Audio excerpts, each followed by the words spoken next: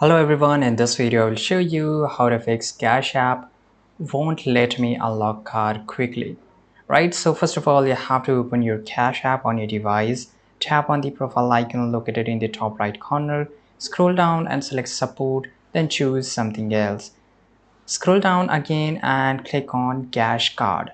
At the bottom, select Contact Support, choose Not About a Transaction, and then opt for Chat to explain your situation to a customer support representative.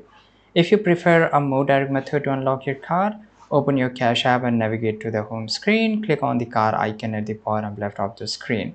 If your card is locked, you will see a locked card option in red. Slide it to unlock and enter your passcode. Then prompted once successful, the button will change from red to black and while indicating that your card is unlocked.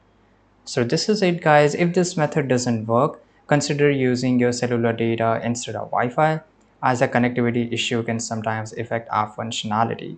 Additionally, if you continue experiencing problems, reach out to Cash App support via their official channel recommended. Thanks for watching. Subscribe.